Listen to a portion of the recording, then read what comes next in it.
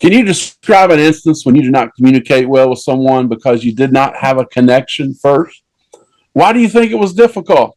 Have you ever considered your actions speak louder than your words? More than 90% of the impression we often convey has nothing to do with what we actually say. Communication is not always about your words. Thank you for joining us as we discuss how connecting goes beyond words right here today on the Five Gifts Podcast. You're listening to the Five Gifts Podcast, a weekly show designed to equip leaders in the Spirit-filled church. I'm Bruce Ritter, and along with my co-host Charles Russell, we offer insights for leading the local church in the fullest expression of Jesus. If you're interested in learning more about practical theology, the gifts of the Spirit, and spiritual disciplines, this is the show for you. Welcome to the Five Gifts Podcast. This podcast, we're glad to be with you today, and we have, I think, 2 episodes that are coming, both today and next week's episodes, with some great insights about communication as a leader.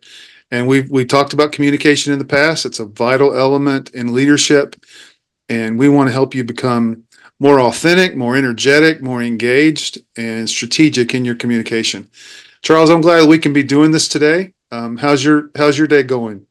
Man, it's going great. The pork butts are on the fire, and so barbecue's coming this evening, and so low and slow, and we're good to go. I'm fired up, man. It's going to be a great day. Nice. That's fantastic. Yeah. But beyond that, more importantly, glad for this episode. Glad to be part of the podcast today as we're talking about communication and more than just communicating, but connecting, and how in order to connect, it's more than just verbal. It goes beyond our words. So, Bruce, as we're thinking about moving from communication into connecting, could you help us maybe with a general understanding of connecting? What are some practical elements that can impact our ability to communicate and then ultimately to connect? Sure. In a connection with people, communication is an essential part of that. The way that you speak to people, the way that you address them, especially as a leader, because as a leader, you realize that your strength is in the people that are working with you. And so communication can range from casting vision to keeping people accountable to policy, as well as, moving forward those emotional intelligence skills of encouragement. And when I think of effective communication, I think there are three essentials as you approach communication with people. When we communicate, we have to include thought. That would be the first thing. Just that internal process for how we not only think about information, but also how we think about people and their roles. So it has to include something that we understand, not just in terms of just a wide scope of things, but what's germane to the issue that we're talking about. And so, that idea that this is something that we're proficient in, we have full rounded understanding of what's happening, both in terms of thought process, that's really important. And then when people have an understanding that this is something that you've internalized, that you have an understanding of, you have a proficiency of in terms of the way that you're thinking about it, I think it engenders a sense of confidence on their part, and also they start thinking about it on a different level. And then emotion is obviously the things that we feel. So emotion conveys passion. It conveys thoughtfulness, not thoughtfulness in terms of what we just talked about, your thinking, but thoughtfulness of the process, thoughtfulness of the individual. Emotion helps people connect to you. They understand what's going on the inside of you, the way you're thinking about what you're talking about. So emotion, and then action. I think communication always has to impart a way of engaging. How do we move forward in this? What's my role in this? Communication addresses that. Also would say that, it's not just what's happening inside of you as a communicator, but it's also that ability to seeing that in someone else. And so you want to understand what they're thinking, what they're feeling, but also help them to connect, what are the actions that they need to take, and what's what's important to them. If I was going to think about the checklist and things that you want to be thinking of as you are communicating with people, whether it's in a public setting, maybe even from the pulpit. I think these are, communication dynamics affect the pulpit as much as they affect any other form of communication in the marketplace. They're not the same thing, but they share some similar dynamics. So as a leader, you're communicating in public, but you also could be communicating in the meeting room, or maybe in the one-to-one coaching session, or a mentoring kind of a setting. So, I would say that checklist that you want to be mindful of as a communicator is your integrity. Have you done your best? And you're not only asking yourself that, but you're asking your people that. Are we doing our best in this situation? Have we brought ourselves fully present into those tasks, those projects, those strategic elements that impact our mission, our vision as an organization? Secondly, I think you want to consider expectations. Have you pleased the people that you're responsible to? Have you exceeded and met the expectations of your team, of your clients? Those are things that you communicate. Those are things that come out in the way that you communicate. And your team, your supervisor, your congregation, they want to have a sense of satisfied expectations. Thirdly, relevance. Do they have the sense that you're relating to them, that you're trying to make your point, you're trying to make your message, you're trying to make your order of leadership? Are you making it relevant to them? Is this something that they feel both a kinship, a partnership with you in? And relevance is huge. Then value. Are you adding value to people in what you're saying, in what you're putting before them? And then also application. Does communication include a game plan? When people see you as a leader, they assume that you should have a sense of not only where are we going, but how do we get there? And so I think people need to know that you're putting forth something that communicates a game plan, a strategic plan, something that's going to get us from where we are to where we need to be. And then finally, I think you want your communication impact to make a difference. Is something different? Am I changing people's mindsets? Am I changing people's motivation? Am I doing something to encourage them? What is the difference that I'm bringing to this setting where I'm communicating as a leader? So, Charles, you asked for a checklist, and those are definitely 6 things that I'm thinking of. As we've looked at communication and connection in a broad sense, and that's been quite broad. How do we narrow the scope of that discussion, Charles, about connection that goes beyond words? I think we can break it down into 4 components of connection. So let's start with just the first one would be what do people see? So let's talk about connecting visually. Again, we're talking about verbal connection is obviously a part of communicating, but beyond our words, people connect visually. They connect with what they see. So let's take a kind of an impromptu pop quiz. All right. Have you ever judged someone negatively?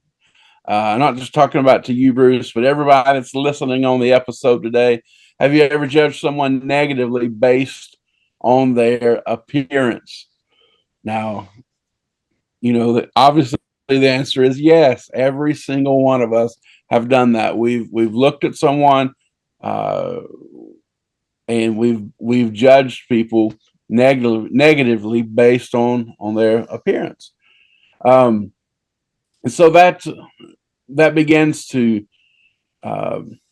begins to make my mind think about, okay, if I've judged someone negatively based on their appearance, based on what I saw with my 2 eyes, then obviously people have judged me negatively based on my appearance. And so what are some things that I can do to be proactive against that? Now, people are going to do what they're going to do, and they're going to judge. And anyway, you can't always, control how people react and perceive you. But there are some things that we can do to mitigate against those negative judgments.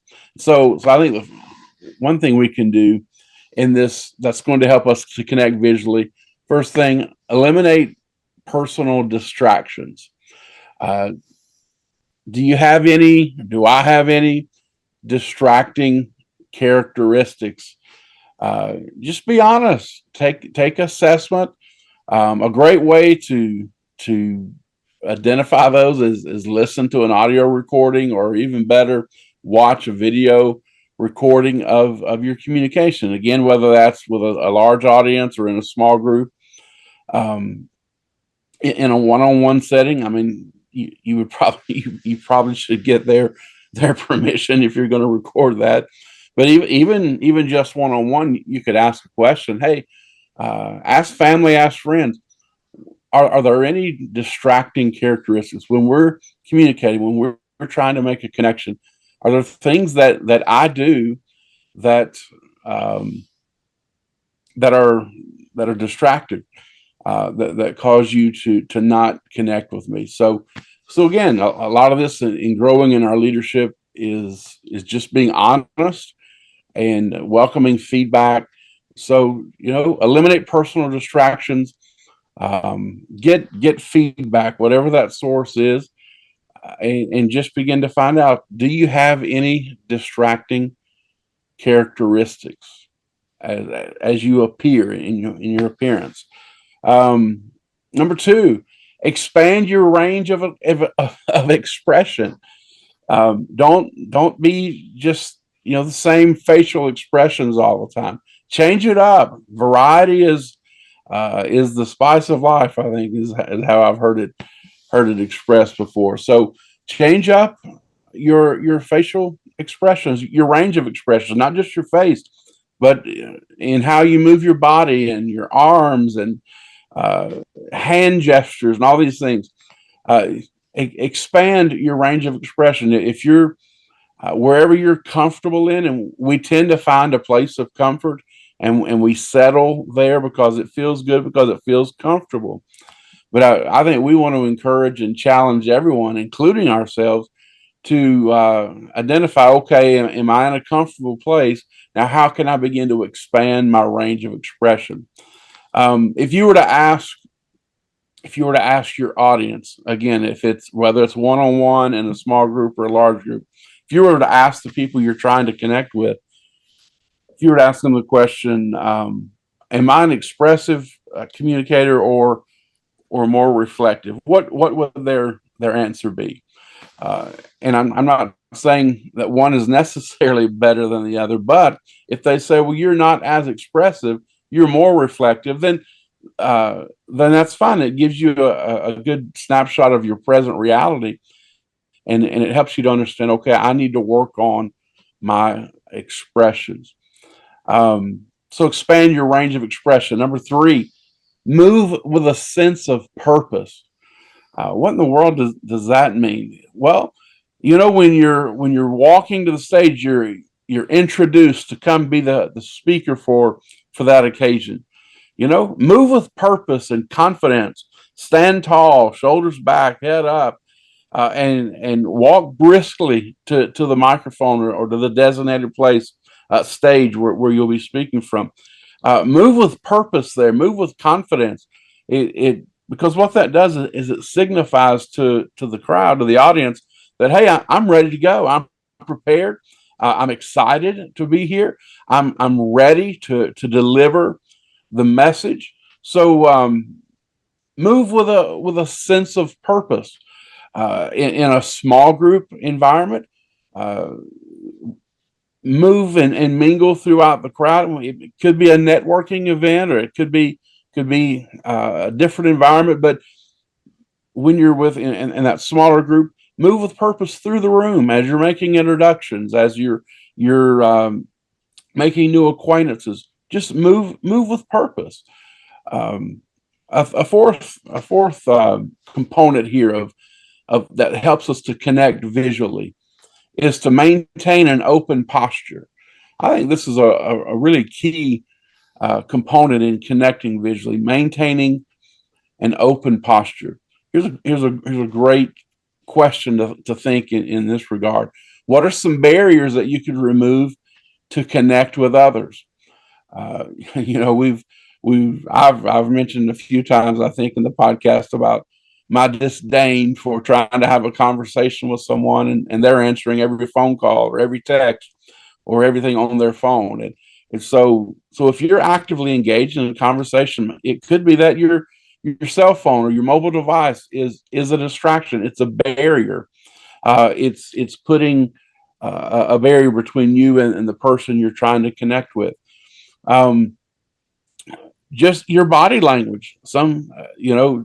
A common thing, if you're trying to talk and you could kind of cross your arms and put them there, that could create a barrier. I'm not trying to be nitpicky in this, but it's important we can maintain an open posture and really be intentional about identifying barriers that we can remove in order to connect with others. If you're in a small group environment, if you're leading a small group, or if you're leading maybe a small training meeting, what are some barriers in that environment that could hinder your ability to connect? You want to think through some of those things before you get in the small group environment. Thinking about a large group speaking environment, um, what are some barriers there? I know for me, I pastored, I was a co-pastor at a church, and they the time that I served there, our church met in a movie theater, and so I got really comfortable and really enjoyed the preaching times because we were, we there was very little separation between where I would stand to preach and where the congregation was seated at it. So I really enjoyed that close interaction. Well, the next church that I went to pastor had, just a tall stage built up off the floor, very large stage, very wide and very tall. But then there was a great distance from where the speaker would typically stand on the stage to where the seats were. And so, man, my first month or so, I had really had a hard time adjusting with that. I just did not like the separation. I felt disconnected, and so ultimately, I told him, I said, I'm moving down to the floor. I'm getting closer to where you are, and so think about what are some barriers. What are some barriers that you could remove in order to increase your connection? These are all things, uh, visual cues that help us to connect. Then I think a last thing is paying attention to your surroundings. So, what things do you need to be aware of in your surroundings to become to connect better visually? Again, so again, that could be things about distance. It could be screens. Could any number of things. But what are the items in your surroundings? How is the seating laid out? Are there difficult areas? Is there a bad place to sit where they have a bad view or an obstructed view? Think about those things because in a large group setting, we work hard to craft these sermons, and we want people to be engaged. We want to connect. Uh, if I'm in a one-on-one conversation or a meeting, is the environment noisy, or is it a quiet place where we can actually talk in conversational tones and conduct our business or whatever it is that we need to do? So paying attention to our surroundings. These kind of things will help us to connect visually. Now, Bruce, we're talking about four components or four aspects of connection. So that was one, what people see, helping us to connect visually.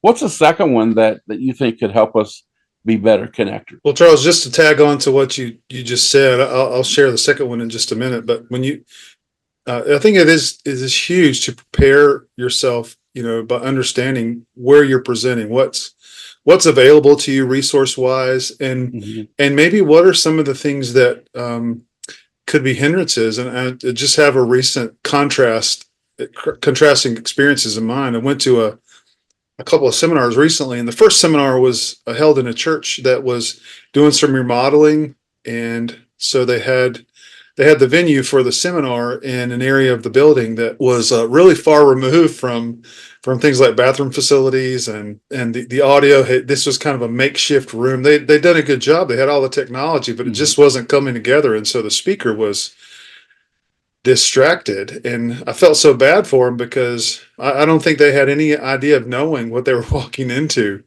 And so during the presentation, they're constantly having technical difficulties with slides and graphics, and so they kept referring to it, and it was just a huge distraction. You're always going to walk into those situations where you can't control the environment, but I think having a sense of it, taking the time to see it before you begin your speaking, your sharing, whatever it might be, I think it's important because if you're unsettled, then I think that can be a bigger distraction than the environment itself. Another way that we connect is, Charles, you mentioned in what people see. Well, we also have to consider what people understand.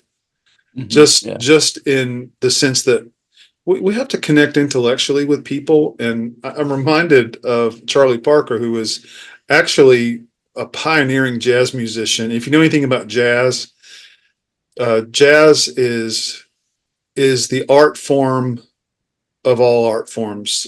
Musically, it is, because there's not a lot of notation in jazz music. It's all feeling and soul. A lot of times it doesn't resolve itself. So Charlie Parker was one of those pioneering jazz musicians, and one thing he shared, he said, music is your own experience, your thoughts, your own wisdom. He says, if you don't live it, it won't come out from your horn. And he was a brilliant saxophonist, just not only an aficionado of jazz music, but someone that just had tremendous skill.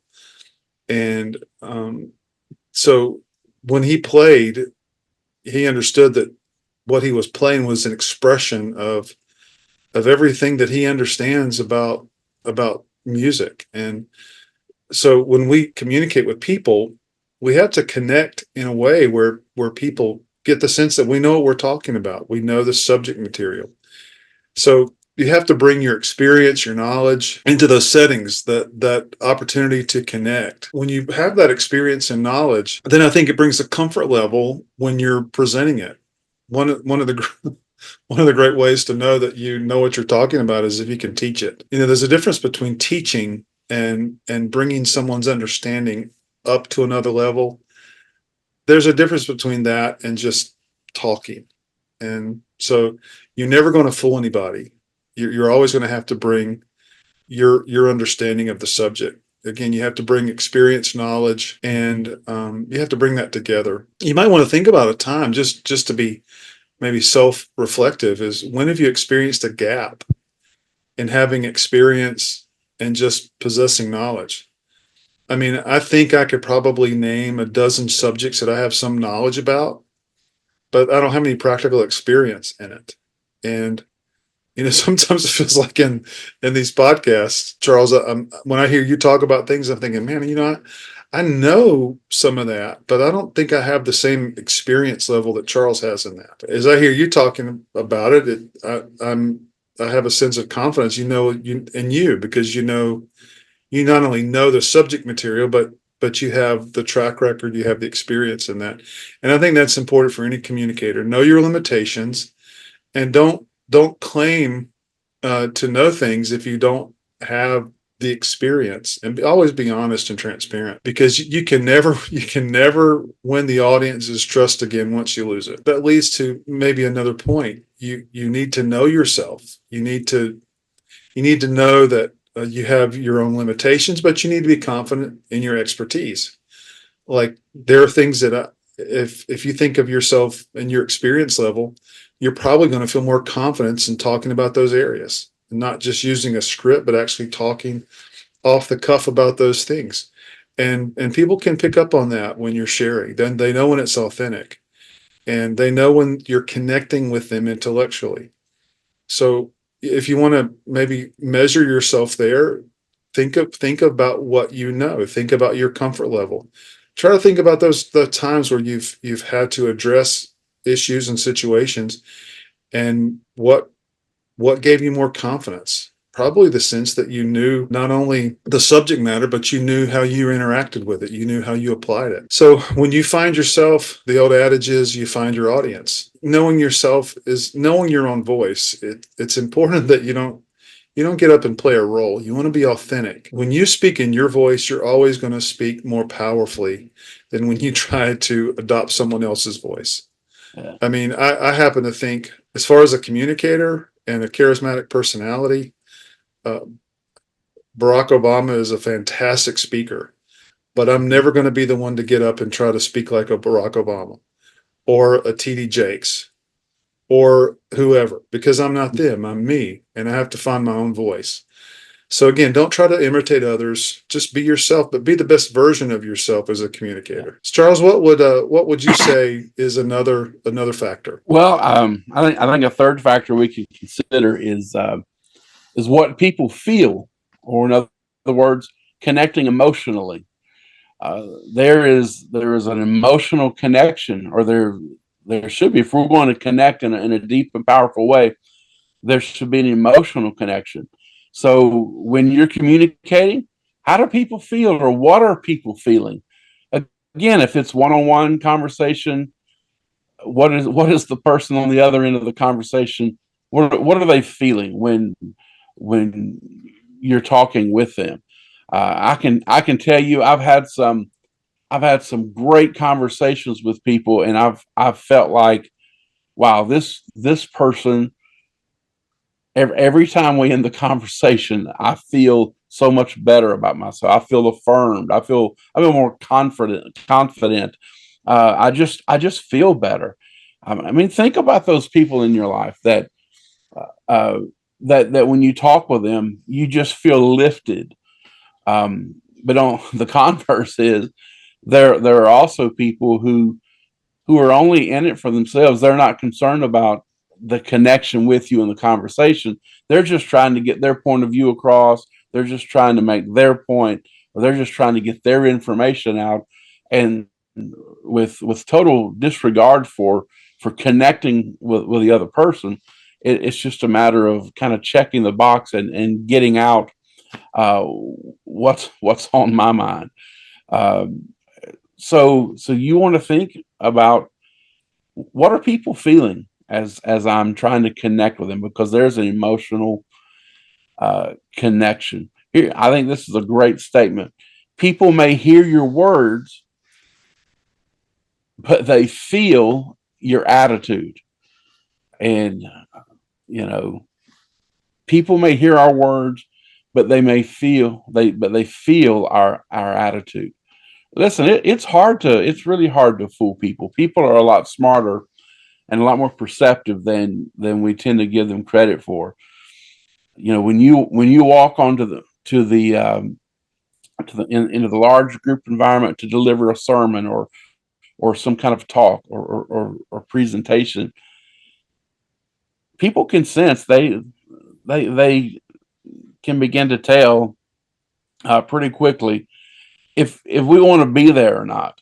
Um, so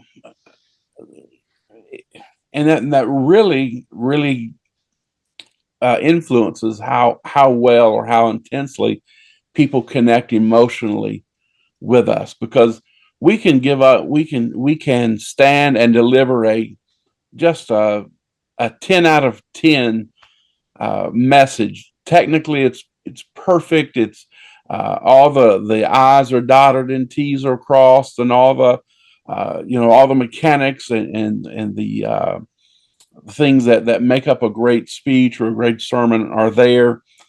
But what's our attitude? What is our attitude in the moment, and in the environment of delivering the message? Because again, people may hear our words, but what they feel is our attitude. And people will not be transformed, and people will not make a connection with us until they know that we care for them, until they know that we have a great attitude toward them. And so check your heart, check your attitude before you walk into any kind of communication environment, and uh, and make sure that your attitude is on par with with where you're going, and with what you're saying, and with whom you're meeting. And so I want just maybe as a quick exercise, you can take 10, 15 seconds and think about your last communication environment. Again, whether it was a public setting, or a small group, or maybe even a one-on-one conversation. What would that individual say uh, if they were asked to describe your attitude in that moment of not just trying to communicate, but wanting to connect? So that can be critical in boosting our connecting ability as people, really thinking about what people feel, how they connect emotionally. Well, Bruce, we got one more. Take us home, man. Yeah, Charles, you mentioned, what do people see? What do people feel? But also, what do people hear? And, Mm-hmm. because communication is a verbal skill, it is a verbal, when you're using words.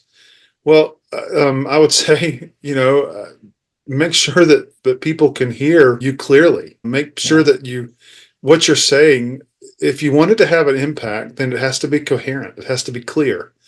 That's one of my favorite approaches to preaching is if you say it's profound, if you say it's deep, that doesn't Mm-hmm. register with me. But if you tell me that it was clear, Yeah. then I feel like I've done probably a satisfactory job at presenting that. So when you think about what people hear, then you think about, okay, what am I saying and how am I saying it in a way that makes an impact? And I would encourage, if you're speaking in a broad to a broad audience, or even people closer to you, like in a team setting, a staff setting, that it's important that you consider the context and how you say what you're saying. Because when people hear you, they need to have a sense that not only do you know what you're talking about, but you can talk about it in a coherent way. One of the things I think it's important is to understand your vocabulary. If in your conversation you're using words that are repetitive, like amazing, please, can we put amazing to bed for a few decades? It's been overdone. It's been overused. Everything is amazing.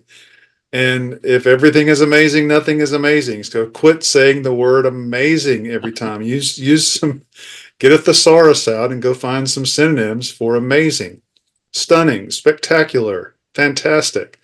Those will do the job. Um, so I just realized I got up on a soapbox, but it's important, I think, that people consider. They have a sense of confidence when you have a sense of the language. So use vocabulary, use good grammar. Don't sidetrack a person listening to you because they just realized you spent the last 5 minutes talking in sentence fragment. Your verbs and your nouns didn't didn't agree. Yeah. So use good grammar, and by all means, everything in your voice communicates message. Your tone, your style. We could talk about verbal mechanics and language arts, but it's also important that your presentation is one that can be received well. Your style, your tone, your voice, your cadence, things like that are crucial. Usually, when they're listening to you and you're connecting with them verbally, then they understand you have a comfort level with what you're talking about, and they pick that up immediately. Yeah. Charles, you mentioned, how people feel, and I think that's really close to with what people hear, Mm-hmm. because usually what people feel from your message, they're gonna tell you that's what I heard. I heard anger. I heard Yeah. frustration. I heard lack of confidence. When you consider your style, when you consider your tone, you want to moderate to fit your audience. Mm-hmm. That you can only present what you bring there. It's more than your message. It really is your personhood and your being. Charles, when we think about putting into practice some of these ideas, how can we begin to do that? Well, before I do that, I've just got to stop and say, Bruce, that whole section you just did, that was amazing. It was truly amazing, and in fact, it's inspired me. This Sunday, we're going to sing that great hymn of the church. We're going to call it "Stunning Grace." We're not singing "Amazing Grace" anymore. So I hope you join me in that. This Charles, now I got to that tell you, I got to tell you, listen, grace is amazing. yeah, yeah. No, that man, that is so true. Now I'm guilty as anybody of kind of getting those words and just sticking on overusing a word. So it was not amazing advice. It was phenomenal advice and wisdom. Thank you for that. All right, so just having a little fun. Um, so we've got to put this into practice. We want to apply the things we're talking about. And so, again, we want to be able to connect with people at all levels. And so we can kind of climb this ladder of communication. I tend to think of it as a ladder, whether we're one on one or a small group or a large group, and in our communication, in our leadership. Um, we're scaling this ladder. We're up and down the ladder, and so we've got to be able to connect. We just don't want to communicate. We have to connect with people at all levels, and so the connecting principle we're talking about today is connecting goes beyond words, and the key concept that hopefully is uh, that we're kind of learning and skills we're acquiring today is that the more we go beyond words, the greater the chance we will connect with people. So, as we think about going beyond words, as we think about these levels, let's talk about this ladder just for a moment. So, connecting one on one. How can we put into practice and apply this in one on one situations? We can connect visually with the other person by giving them our complete attention. Again, I'm not going to go back and revisit the cell phone situation. Bruce, if you viscerally react to the word amazing, if I see another cell phone in a one-on-one conversation, if somebody answers one more text or phone call while I'm talking to them, I'm going to lose my mind. Hey, So I'm going to Charles, leave that. hold on 1 minute, Charles. I'll be with you. Just hold on 1 minute.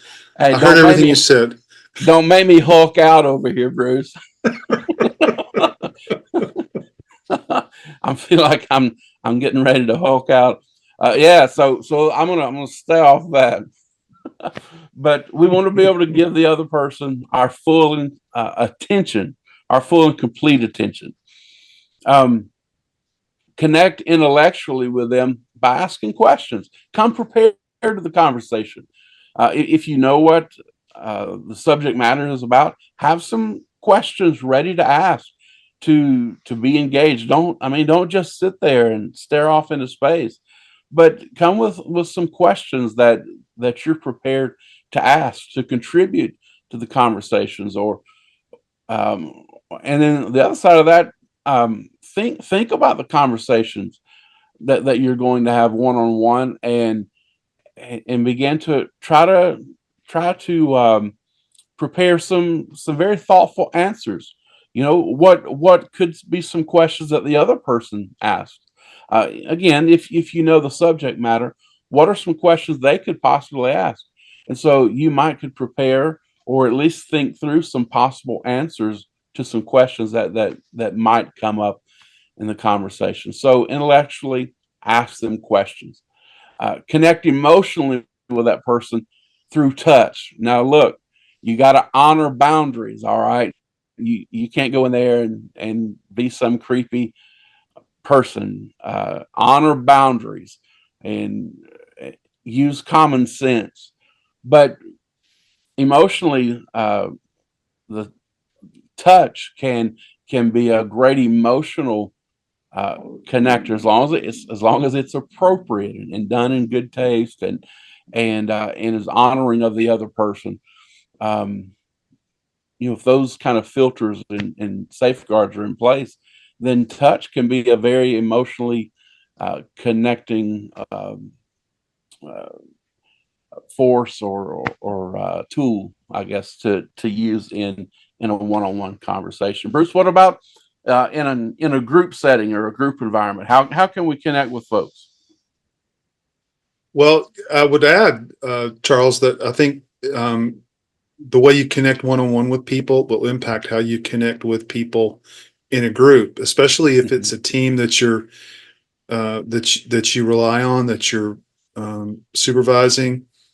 You build strong relationships one on one with those team members, and that will enhance your communication when you're in front of them as a group. So definitely, those three skills that you mentioned: connecting visually, giving attention, um, Mm-hmm. connecting intellectually by asking questions.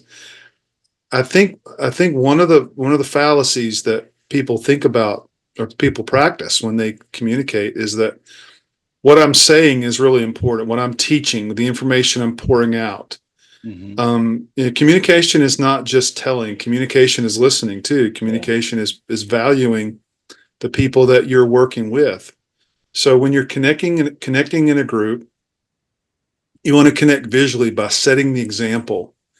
And I think that's the presence that you bring, that you want to communicate with a sense of what I would say is enthusiasm. What is where you're showing yourself fully present, and so set that example. Be alert. Be present in the room. If you want people listening to you to be present in the room, then you be present. You show up with the energy that meeting demands, that the effort needed following that meeting demands. People need to see that you have that presence about you, and you set the example by connecting visually with that. And so be up. Don't enter in on a down note. I think a lot of communication is preparation. Preparation before you ever walk in the room and open your notes, before you ever start scrolling through the list of the agenda on your iPad. Mm-hmm. I think connecting with people and preparing for communication is absolutely important. When you're speaking with a group, connect intellectually. I mean, not only know your material, but know how it impacts the people that you're working with. You want to invest in their growth, and so what you're talking about needs to be relevant. It needs to be not only intellectually thoughtful and and demonstrate a sense of expertise, but it also needs to connect with them to say, this is how we're going to be better. That if we're engaged in this together, then we're all going to experience the benefit and the growth, and people need to see that. Also, yeah, I think people need to connect to that personally. They need to know that, hey, what you're telling me, what you're sharing with me, what you're inviting me to think about. Mm-hmm. I think it's good to assume that the people that you're speaking to have a growth mindset. And so feed that growth mindset. Give them the material that's going to take them to the next level, that's going to elevate them, whether it's in leadership or their own personal life. Connect with them intellectually by investing in their growth. And then connect emotionally. Honor that group's effort.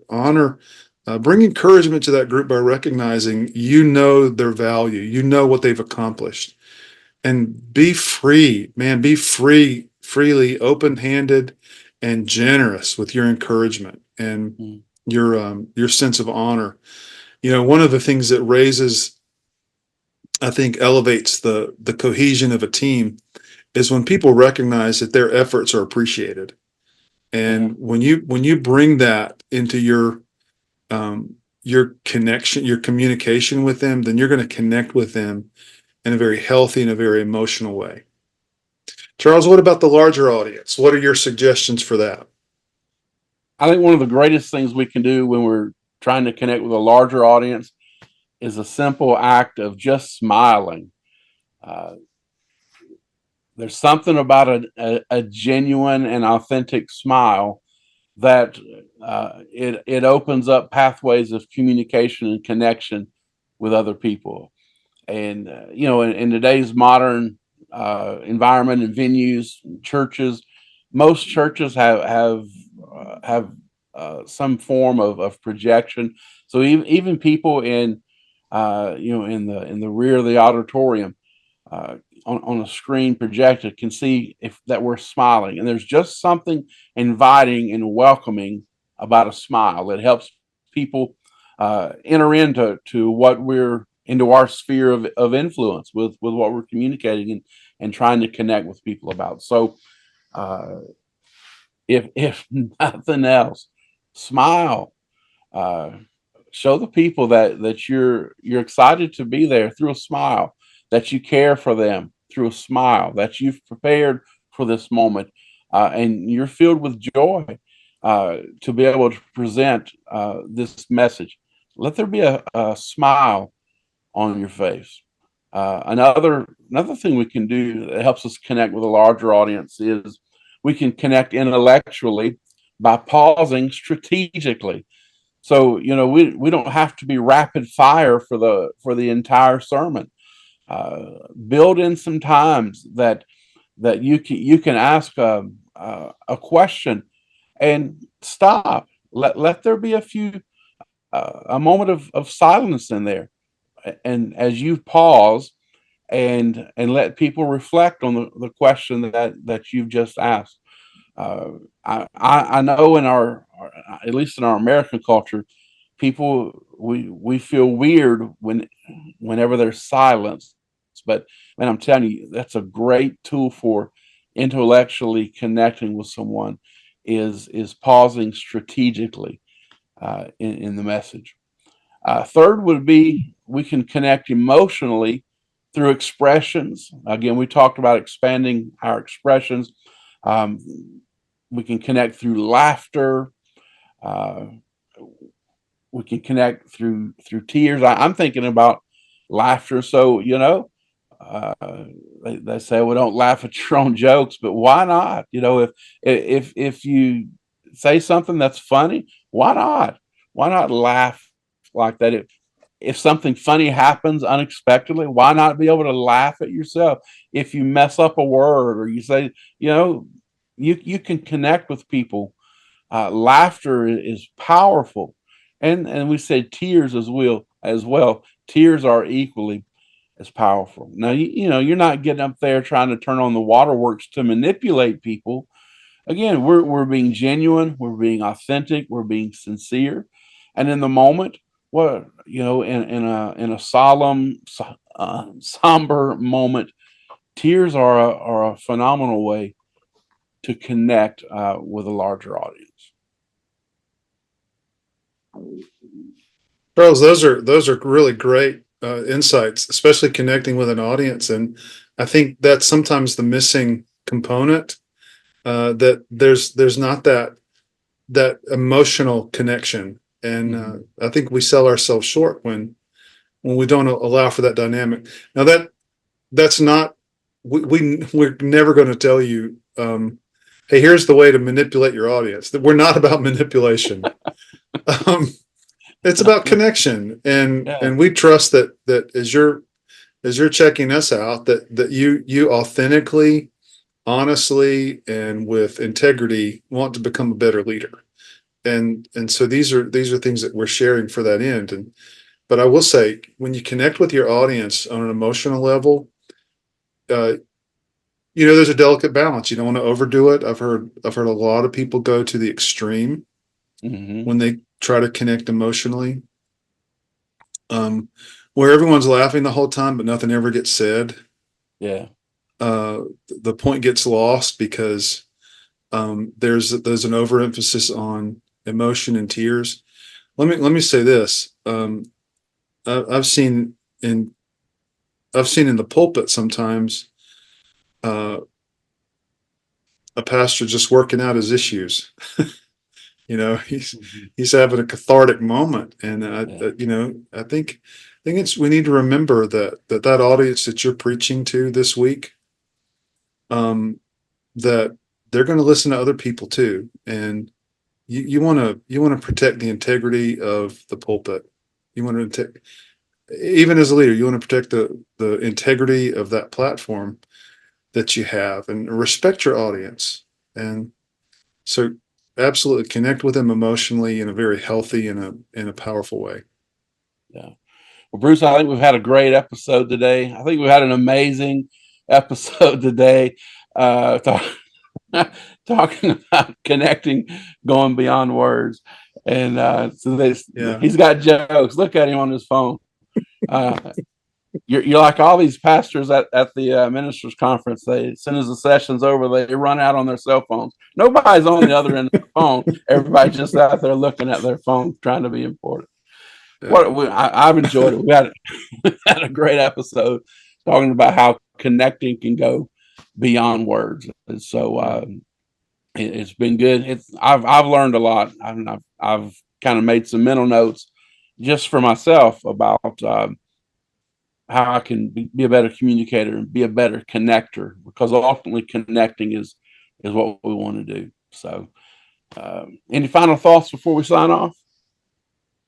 Well, as always, I just want to thank everyone for joining us on the Five Gifts podcast. We always appreciate that you're sharing. In fact, one of our joys is to see that a video has been shared. You'll see probably some of our reels with shorter clips of our messages, our podcast. They're popping up. Feel free to share those, especially if it's something that's meaningful to you, and maybe share in the comments why it's meaningful to you. We're here to help and empower the people that want to grow in leadership and elevate their leadership capability. So we are sincerely appreciative that you've shown up today, that you're following us online. It's very important that we hear back from you. Let us know how we're helping you.